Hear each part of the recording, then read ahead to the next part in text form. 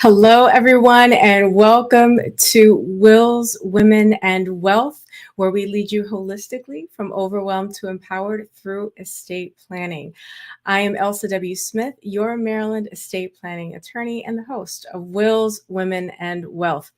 This is a podcast for women who value their health, their wealth, and the legacies that they are creating. Each episode is going to bring you interviews with thought leaders in the area of finance, law, mental, physical health, and so much more. I'm also going to share educational episodes that answer your questions on wills and estate planning topics. This is a community, so I want you to engage. Let's start growing together. Do you have a question or a topic that you'd like me to discuss on a future episode? Please let us know in the comments or reach out to us via social media. This and all future episodes will be available on YouTube, Spotify, Google Podcast, and Apple Podcasts. Now, on to the podcast. You know, it's no secret that women are frequently underrepresented in leadership roles and face gender biases. And that can lead to feelings of inadequacy and self-doubt. And additionally, research has shown that women are more likely to internalize negative feedback and attribute their successes to external factors rather than their own abilities and hard work.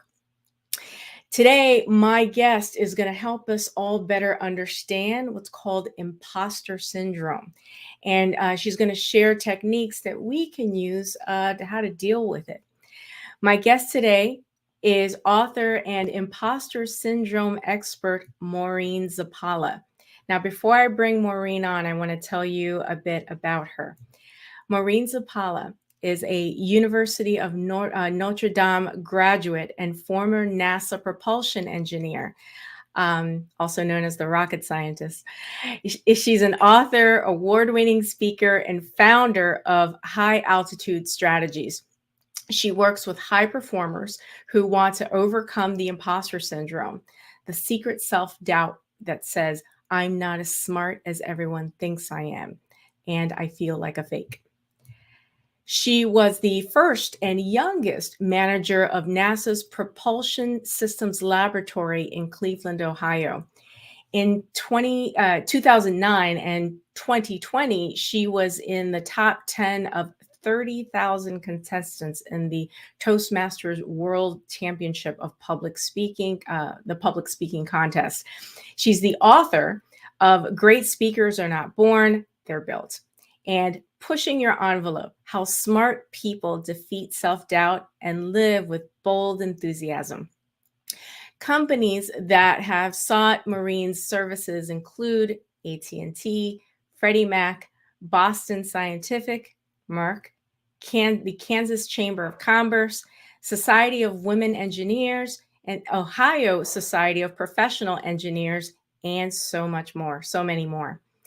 After 40 years in Ohio, Maureen now lives in Las Vegas, Nevada. She has 2 college-age children and is an avid CrossFit fan and decorator wannabe. Please join me in welcoming Maureen Zappala to the podcast. Hi, Maureen. How are you? I'm great, Elsa. How are you doing?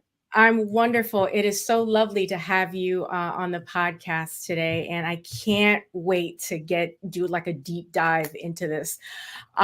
So before we do that, I always want the viewers, the audience, this community to get to really know our guests on a more personal level. So if you would tell us a bit about your background. Well, yeah, you kind of gave the high level overview, bird's eye view of, and as I'm listening to it, I'm like, first of all, she read it just like I wrote it. Yay. and secondly, I thought, oh my gosh, I was pretty busy. So yeah, I'm a former propulsion engineer, AKA rocket scientist with NASA. It was a dream job. I worked for the Lewis Research Center just outside of Cleveland in jet propulsion, aircraft propulsion. Something I'd wanted to do for years. I wanted to be an engineer from the time I was a little girl. So this was truly a dream come true. And I loved it. I absolutely loved that job. and left, not because I didn't like the job or because there was bad feelings. It was just time to move on, time to move on. And over the course of the next few years, many years actually, I got married, had some kids, did a lot of other things. And now I'm a professional speaker speaking on the topic of imposter syndrome, which is something I wish that I had learned when I was at NASA. Because I lived with it at the time. Now, Maureen, I understand that your dad was a significant impact, and he played a role in your career journey. Tell us a little bit about that. Yeah, Elsa, I remember when we talked, we spent a lot of time talking about our history. So, we're all a product of how we were raised and the circumstances we lived in. I was born and raised in the heart of New York. Love it. I know. It's kind of your tribe. I know. And my dad he worked for the Port Authority, and at the time he was on the design team for the World Trade Center, the original design of the World Trade Center. And I remember clearly being about, 6 or 7 years old, because I'm old. He came home with the blueprints and rolled them out on the table, twin towers. And because I have a twin brother, and he said, "Maureen, there's going to be twins just like you." And I just was fascinated with the blueprints, with big buildings, living in New York, surrounded by bridges and tunnels. And it was my dad who recognized that I was drawn to that. And I had a natural talent for math and science. And he was the one that said, "Maureen, when you grow up, you should be an engineer." And I remember I said to him, "Ew, no, I don't want to drive trains," because that's what I thought engineers were. And he said, "Oh, no, a different engineer. They build things." And that captured me. So it started my journey. Wow. Now, you mentioned your brother, and in show prep, you mentioned that you're twins. However, there's a bit of a difference in the way, I guess the expectations were of your brother versus those for you. Could you share a little bit about that? Yeah, we're 4 minutes apart. I'm the baby, and he never lets me forget. Still, at age 62, he still calls me his baby sister. Love it. And we grew up obviously in the same family with the same parents in the same household. I think we got two different messages. And I don't know if it's because my parents intentionally treated us differently, or the way our natural inclinations drew out different responses. But I was always encouraged to, I was a great student. I always excelled. I loved getting A's. My brother, he was pretty happy with not getting A's. And a free spirit. Yeah, well, not a free spirit. He just had different skills, different talents, different, things that stirred his heart. He wasn't as high achieving a student as I was. However, here it is, how many decades later, life has a funny way of evening things out, and he is doing great. We both are. But, growing up, we just had different messages. I was an A student. Anything less than an A, I thought I can't go home. My parents will kill me, which was not true, even though I felt like it was. Wow. And isn't that, I had the same or kind of similar experience, high achieving student all throughout grade school. I loved school. I was a nerd. And I actually winced when there was like a teacher work day or something like that where I had to stay home. So I get it. Now, with that backdrop, describe the environment that you were in when you got to NASA, and what was that like? Oh my goodness. Talk about culture shock. Yeah, when I got hired at NASA, it was 1983. I had just graduated from University of Notre Dame. And honestly, I was not a straight A student in college. I kind of shed my got to get A's all the time and decided I had a good time in college. Now, I was a good student. I had a good GPA. It just wasn't, stellar. Sure. So when NASA hired me, I remember thinking, did they notice that I didn't have a perfect transcript? Because for goodness sakes, this is NASA. This is like where the real super smart rocket scientists hang out. Oh, I know why they hired me. At the time in 1983, NASA needed more women. It was a concerted effort to find women and hire them. So I really felt like that's really the reason they hired me. Had nothing to do with my grades. It had everything to do with my gender. Well, of course, years later, at least that's what you told yourself anyway. Yeah, that is what I told myself, because what evidence did I have to not support it? It took me years to really see the evidence where I was qualified. I was a perfect fit for NASA for many reasons. Grades aside, gender aside, I had the personality, I had the inclination, I had the work history in college, many things. I killed the interview, because I could do well in interviews. So there were many factors that led them to hire me that made sense. Now, did you, how many women, I guess, what was the proportion of like men to women at the time you were there and the time you came in, and did that proportion change during your years at NASA? To be honest, Elsa, I don't remember it even being an issue for me other than, oh, well, that's why they hired me. It wasn't like I looked around and thought, oh, I'm the only one. I wasn't the only one, but I don't know what the percentage of it was. And the reason it didn't occur to me to look is because when I was in college at University of Notre Dame in the engineering program, in the mechanical engineering program, I was accustomed to being one of only a handful of women in a sea of men, not just because it was engineering, but because at the time, Notre Dame was very slowly increasing its female population. So I was used to being a girl in a guy's world. That's really interesting. So that's really interesting because that kind of, liken it to like going into, the deep end of the pool or, unfamiliar territory. That whole thing didn't phase you. You were kind of like desensitized, I guess, to that. So but by the time you got to NASA, it was like, here we go again. Yeah, absolutely. And it was how best to say it? There was definitely, I was aware of it, but it just didn't define me. It wasn't like I felt like I had to work harder or I can't do this because I'm a woman. It actually helped many of my coworkers, the male coworkers, kind of up their game. I liked the being treated like a lady. Now, it doesn't mean that I was cutesy and flowery and shrinking back. That's not what I mean. I'm strong. I'm independent. I'm opinionated. No doubt about any of that. But I'm also very feminine. And I liked dressing feminine. I liked them to respect me as a woman, to just defer to me in a way that I thought a gentleman should. So I think I called them to a higher standard. And it was beautiful. It was really wonderful. I loved working at NASA, even as a woman and a girl in a guy's world. Now, it still did taint my expectations of myself.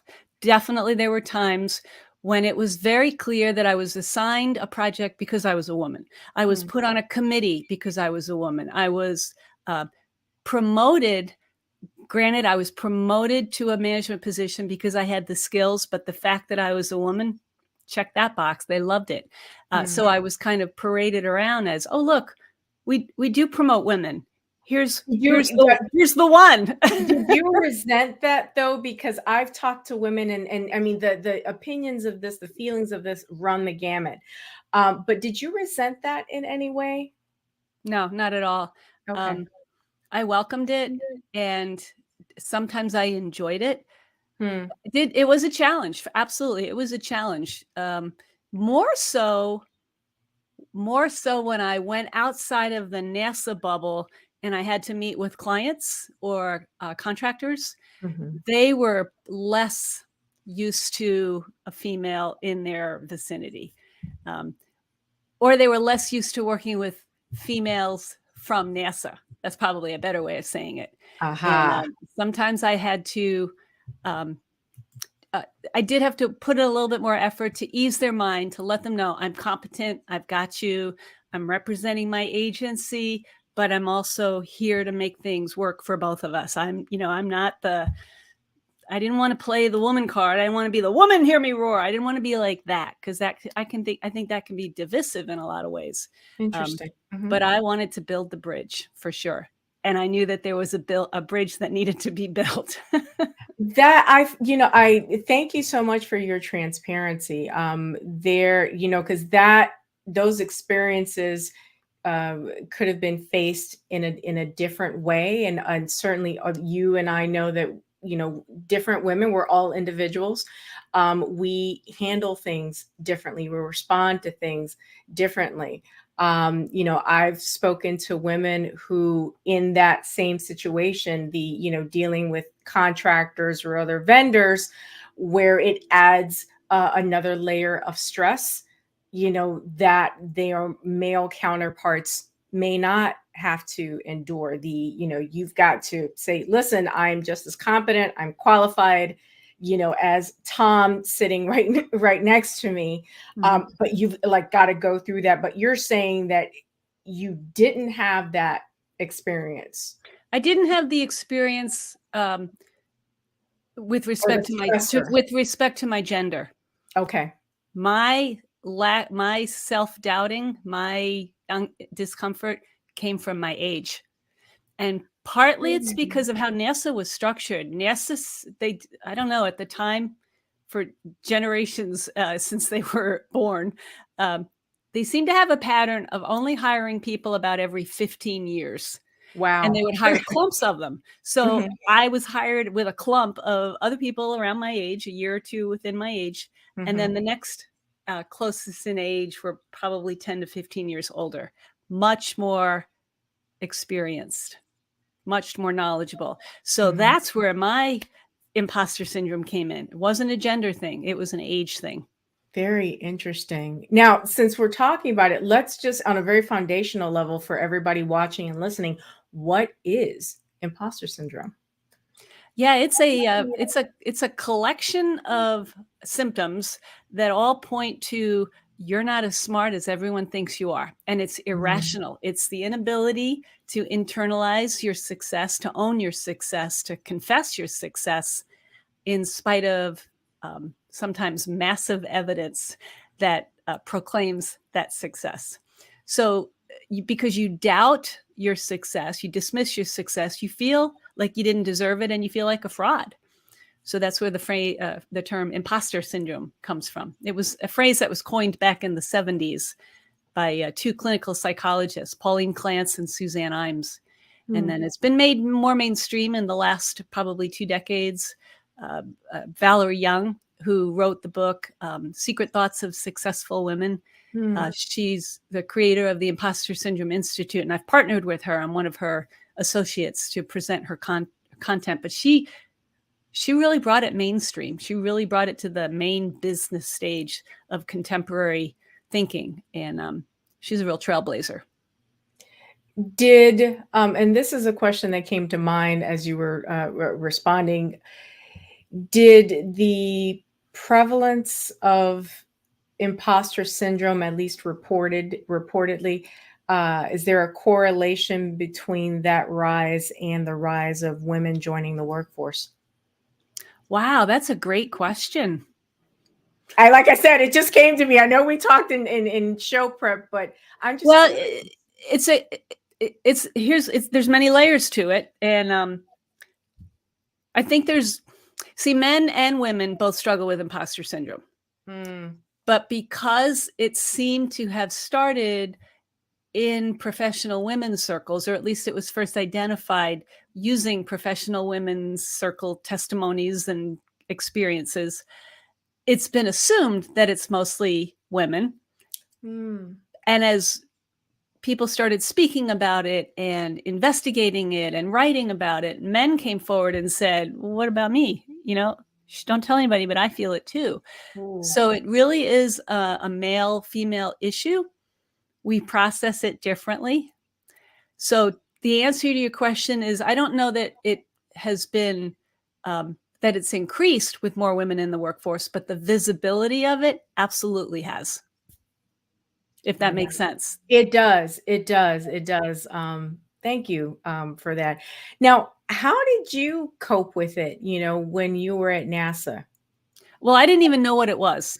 I didn't even figure this out until, 30 years later. But I can recall specific instances where I was so paralyzed with fear and I had to deconstruct the situation in my head to make a decision at the moment. And it was a decision that usually was, okay, I'll do this even though it scares me to death. Give me an example for the purposes of those listening and watching, because I think that's going to be very instructive. Yeah, I tell a story in my keynote of I was chosen to be the lead project engineer for doing some propulsion work on an airplane. It's actually here in my background here. It's an X-29. Oh. Yeah, it's the one with the wings pointing forward, which is backwards, which is what engineers do with too much free time, I guess, right? And anyway, my job was to keep this project on schedule. Long story short, in order to get the program on schedule, we needed measurements inside of the engine, which meant someone had to crawl inside the engine. And the engine, I mean, it's a jet engine. It's it's a big machine that, it's got 30,000 pounds of thrust coming out when it's powered up. Who's going in? Yeah, I ain't going in. I had to go in. It came down to, Maureen, if you don't go in there and get those measurements, our program will come to a halt. So I remember thinking, what happens if I screw up? Well, I'm not going to screw up. They're here to make sure I don't screw up. Well, what happens, what happens if I die? I'm not going to die. The engine is not going to be turned on. You're not. So I had to literally talk myself off the ledge, and then still was scared. I ended up putting on some coveralls, crawling up inside of this engine, getting the measurements, and then being so excited that I was even inside of this engine. It's, if you've ever seen Top Gun.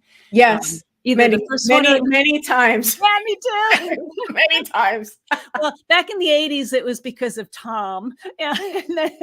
And then most recently, I'm like, okay, it's still because of Tom. It's still because of Tom. But it's because of the airplanes too. I love the airplanes. But all the scenes where the aircraft, it used to be the F-14s and it was the F-18s and the F-35s taken off from the aircraft carrier, and you see flame coming out. That's where I was. I was up there in those engines, without the flame part, and it was extraordinary. And so when I tell this story, my point is not just that I was in there and, oh, what a cool experience, but when I came out of the engine, I was different than the woman that went in. Ooh. And what happens in that moment of overcoming your imposter syndrome, and to do that, it is a thought process. It is deconstructing the fears that are holding you back, challenging them, finding the evidence to support it or the evidence to refute it, and deciding to do different. And that's what I did. I'm like, when I put on those coveralls, I was doing different, because normally I'd be like, hey, ain't my job, honey, no way. No. But when I did it and came out and I was changed, that's what happens when you overcome your imposter syndrome. Your worst fears are probably not going to happen. Most likely they're not. And unless you learn to push, I call it pushing your envelope, which is what pilots do, fighter pilots do when they, do crazy things in the air. They're pushing the envelope. When you push your envelope, you're changed and you're not the same. So that's what it takes to get over imposter syndrome. Wow. I could just take that clip and just play it over and over and over again, because I love that. Actually, I think that's, pardon the expression, pretty badass thing to crawl into, an engine. Yeah, and fun too. But the description of the transformation, that happened is something that, quite frankly, left me, breathless. I was like, oh my gosh, that's exactly how it feels. That, and you don't, and like you said, it was before you coined it, imposter syndrome. It was something that happened to Mhm. you, and it wasn't until years later that you look back and go, that's what I did. And that's what you did to deal with it, how Yeah. you overcame it. Mhm. Mhm. Yeah, so often, and I don't know if it's been the same with you, Elsa. I know that, in your professional career, you had to go through law school and, you're in a woman in a man's, it's a woman in a men's world when you're talking about wills and testimony or wills and less will and testaments and, Right. all the, that stuff. I'm sure you have hit your limits Right. and had to push through. Absolutely. And what I have learned is that growth happens in small nudges, not quantum leaps. And Ooh, that the enemy of growth is not fear, it's refusal to push a limit to see if it even is a limit, because wow. most limits aren't. And when you get over that limit and you turn around and you look at like, oh, I did that. It wasn't all that hard. What was I so afraid of? We talk ourselves, we just live in fear so often.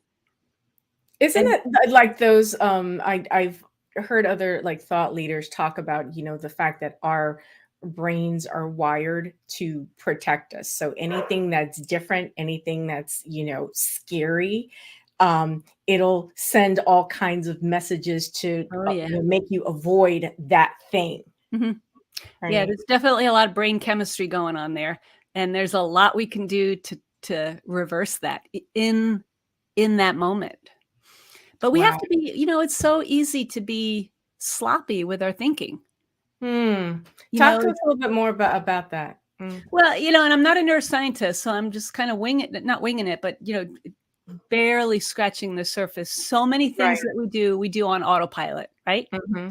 Get up, Right. We have the do. same routine in the morning. You don't even remember how you drove to work, things like that. Right. Uh, there are so many thoughts that we have that are just automatic and we don't even question it. Right. Well, what if we start questioning some of those thoughts, some of those assumptions? For example, one of the symptoms of imposter syndrome is an unwillingness or a commitment to not delegating. Mm. Now, sometimes there are legitimate reasons to not delegate. I truly am the only person who can do this. Or there is nobody available to do this, or it Mhm. really would take longer to explain it than to do it. And I need to get it done by 5 o'clock. Legitimate reasons. But most times, people with imposter syndrome think to themselves, well, if I really was smart, I shouldn't need the help. I should be able to do it myself. Hmm. That's a different kind of failure to delegate. So when you find yourself in that, like, I should be able to do it because I'm smart, right? Let's put that on the witness stand. Let's challenge that. Uh, okay, where do you get that? Where do you get that idea that you should be able to do it yourself? Well, I don't know. Well, do you have examples of people that are brilliant and don't do it by themselves?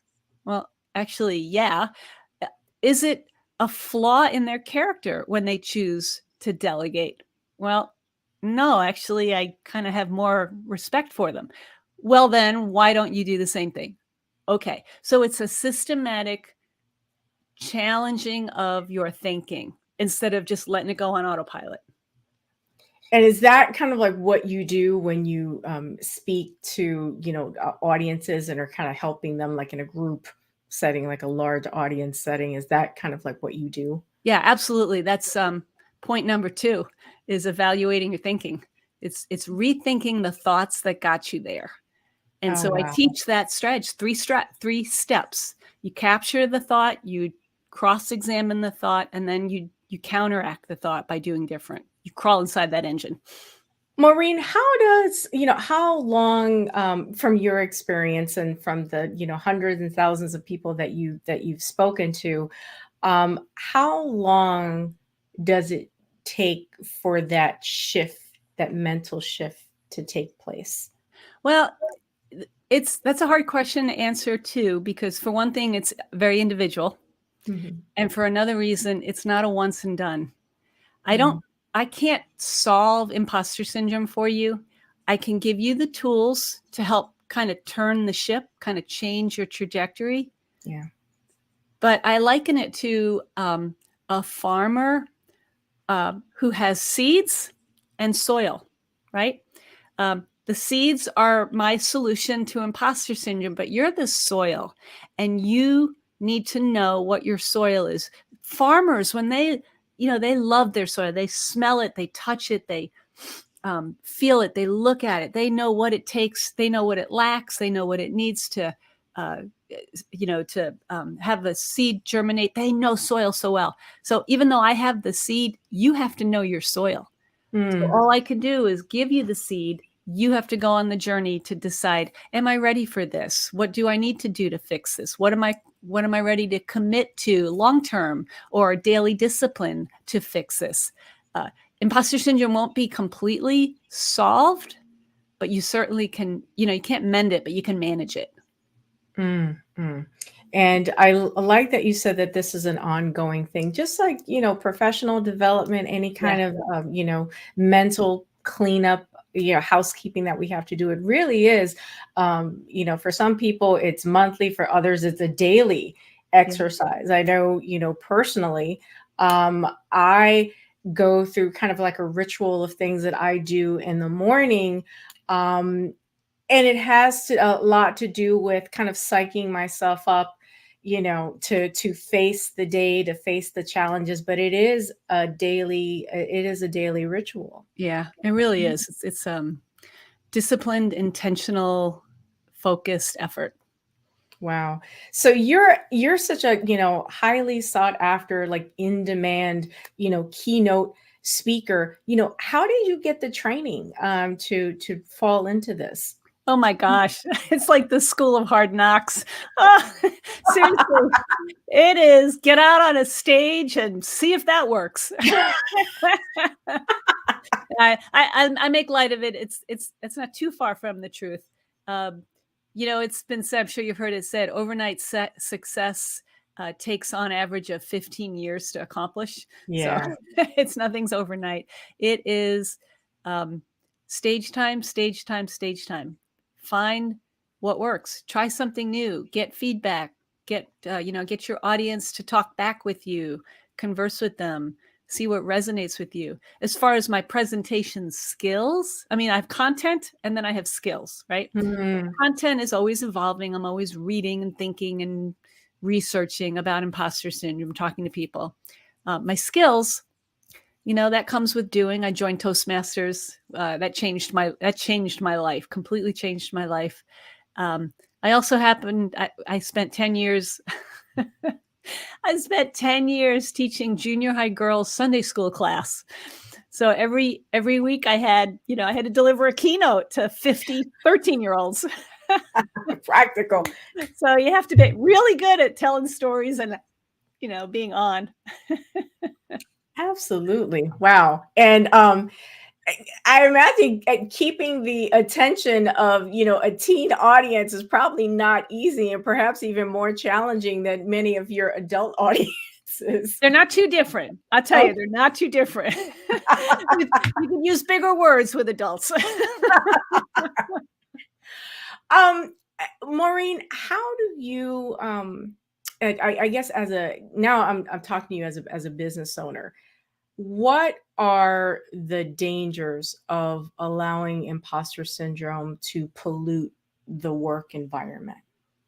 Yeah, you probably see this as an entrepreneur. I don't know if you've ever read the book. Oh gosh, what the heck's the name of the book? The E-Myth.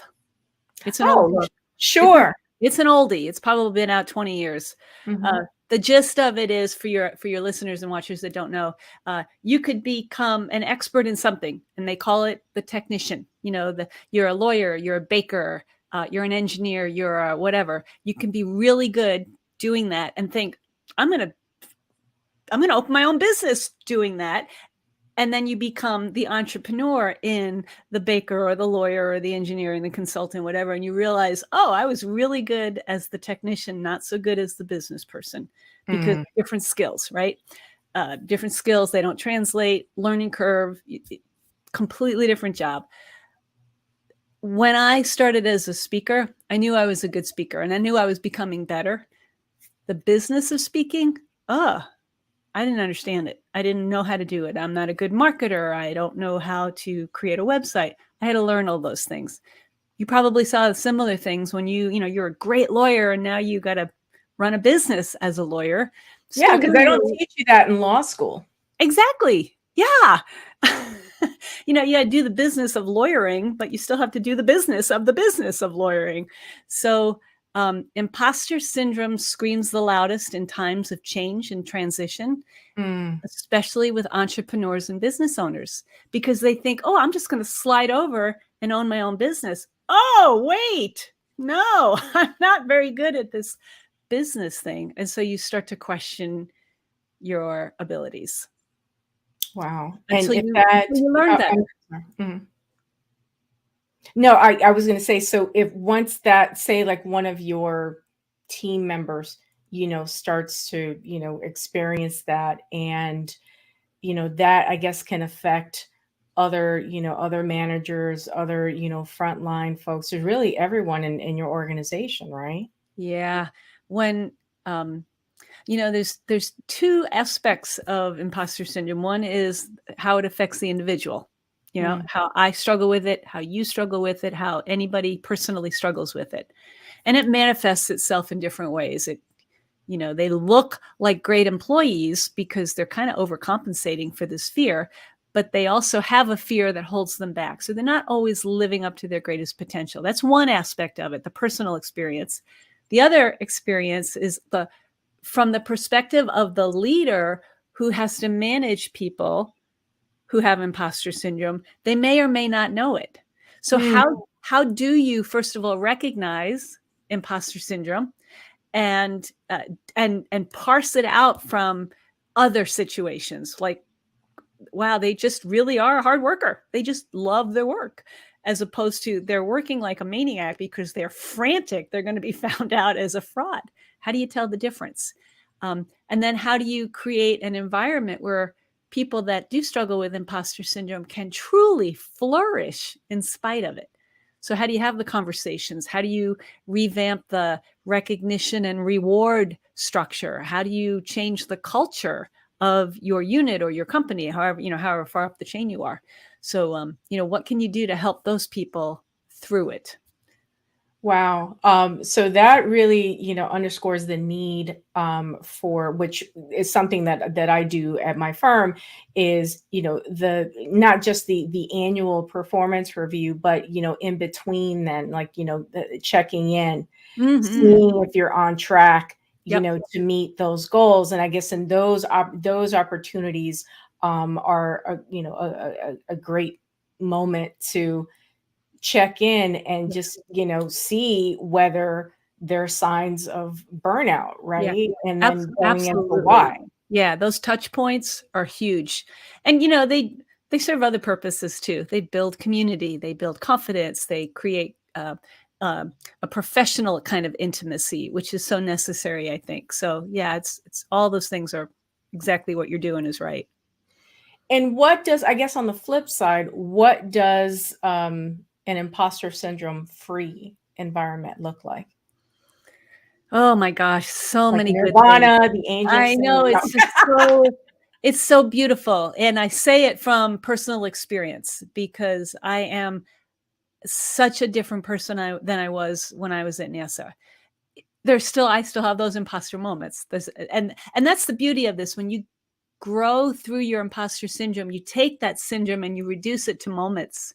And the moments are shorter and shorter and fewer and far between. So you can just broom them out of the way. So what does it feel like? I feel like I'm okay to take on a challenge, even when I don't know if I can handle it, because failure is not going to do me in. I mean, really, in most cases, the stability of the free world is not in the balance. our survival rate of difficult situations for the most part is 100%. Absolutely. Because we're all Yeah, still right. here. Right, exactly. I say that tongue in cheek, but really that's the way we have to view it. It's not going to destroy you. It makes you so proud of your capabilities and your past accomplishments. And it does give you freedom and correct pride. I don't mean prideful pride, like arrogant pride, but I mean genuine pride that will carry you to do the next challenge. It releases you from the burden of wondering, can I handle this? Will I measure up? Is today the day that they're going to figure it out? Part of the beauty of all that is knowing you're not alone. Guess what? Throw a rock and you'll hit 5 people that struggle with it as well. And that's I found it very encouraging, because I don't have to think, oh my gosh, I'm not as, she's smarter, he's better, she's wealthier, everybody's more than I am, therefore I am smaller than they are. That's not true. So it kind of lifts everybody up, equalizes everybody. It's a beautiful thing.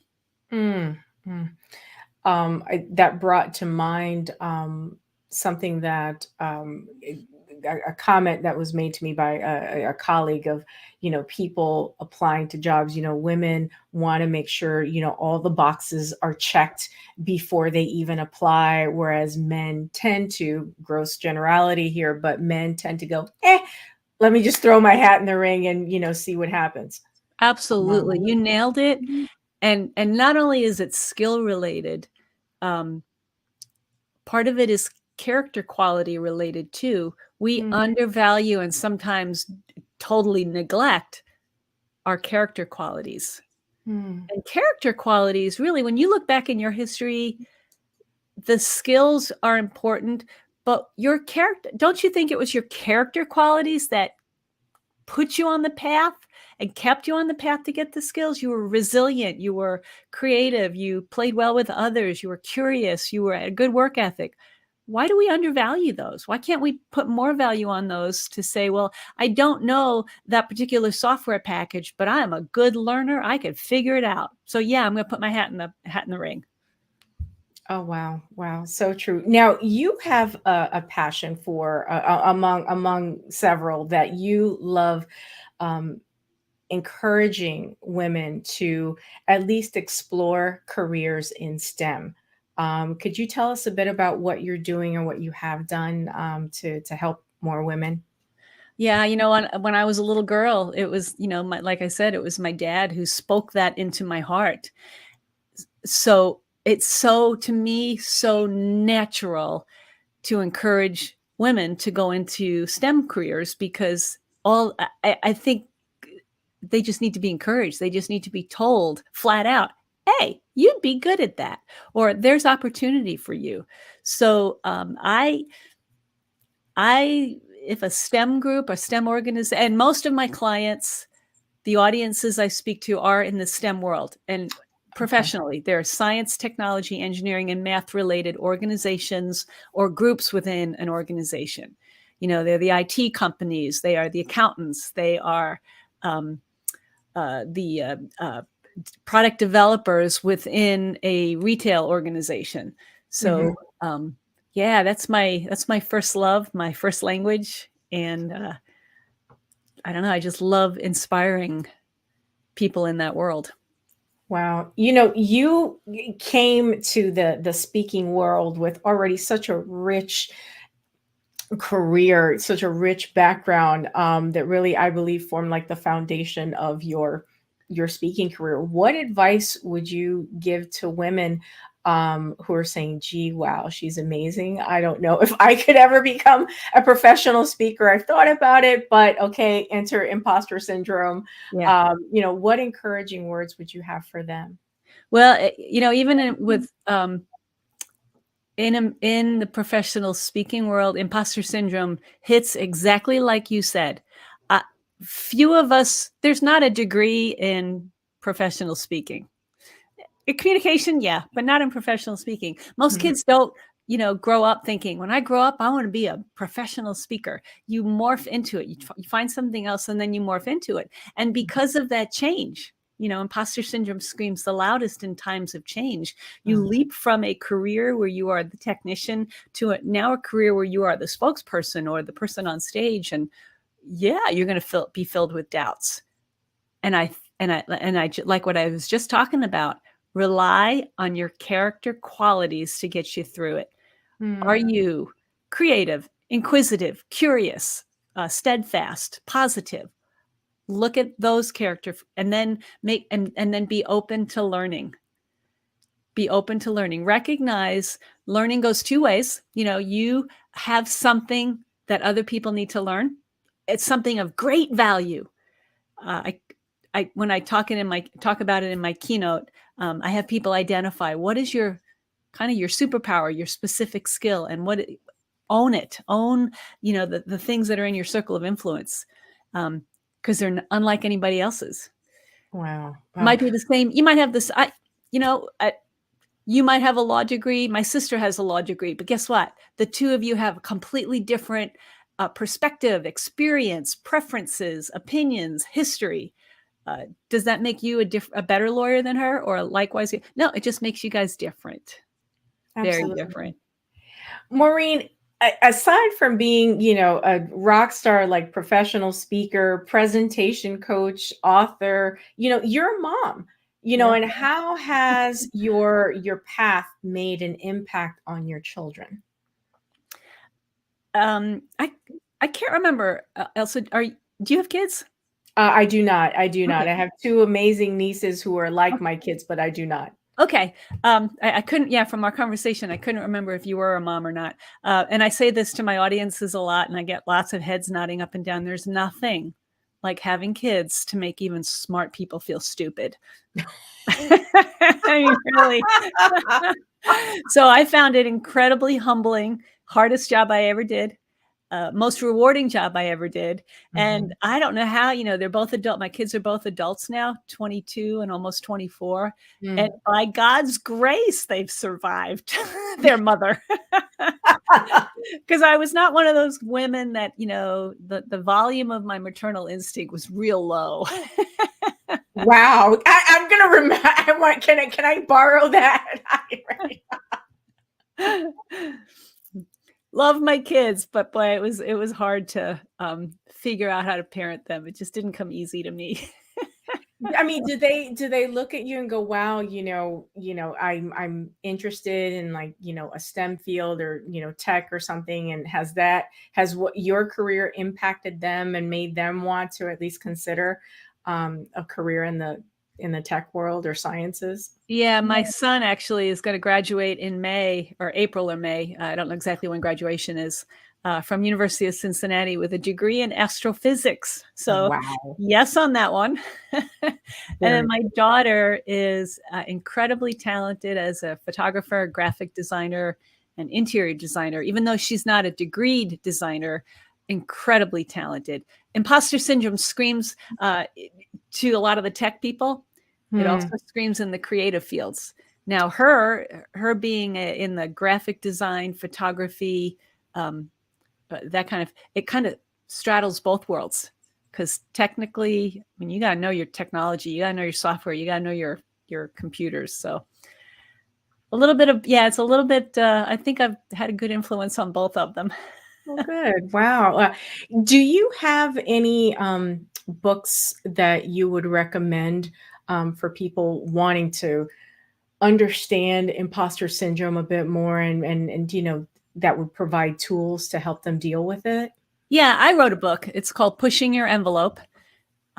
You can find that one on Amazon. But the one that really impacted me, it's called, I'm looking at it on my bookshelf. I was wondering, you were looking at the heavens. She's waiting for an epiphany. Looking up in my bookshelf. The Secret Thoughts of Successful Women. I mentioned it earlier. It's by Valerie Young. That book is really what launched me on the path of studying and learning about imposter syndrome, and then seeking out Valerie to partner with her because she is like, put it on the map. Awesome. Awesome. Maureen, I just want to thank you as we're wrapping up. I wanted to thank you so much for being so gracious with your time and joining me today on Wills, Women, and Wealth. Do you have any final comments as we wrap up? Anything, any takeaways that you want to share with the audience? Yeah, one of the things that I always bring up with my audiences when I give my keynote and my programs is, number one, you're not alone. Number two, it's perfectly normal to feel like an imposter. Sometimes there's many reasons that are legitimate reasons to feel like an imposter, but because it's legitimate reasons doesn't mean we have to stay there. So there is a way out, and it is about rethinking the thoughts that got you there. So hangeth thou in there, oh baby, this too shall pass. You can manage your way through imposter syndrome to reduce it to a moment that you can broom out of the way. I love it. And I think that's the perfect way to end our conversation. Everyone, Maureen Zappala, her information, her contact information will certainly be in the show notes, but I'm going to put her website information here.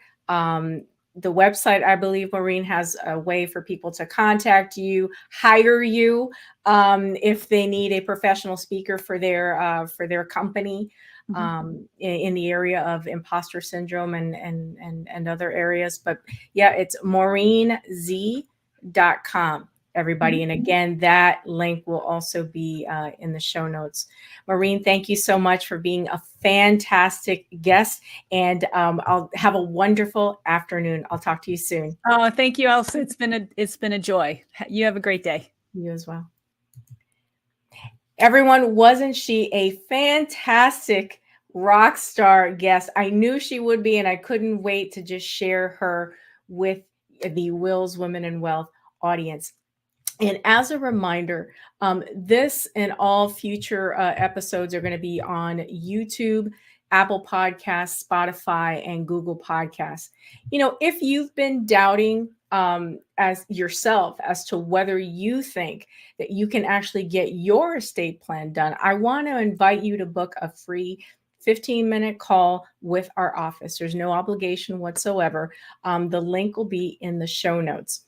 I'm Elsa W. Smith, your Maryland estate planning attorney. I will see you on the next episode of Wills, Women, and Wealth podcast. Make it a great day, everybody.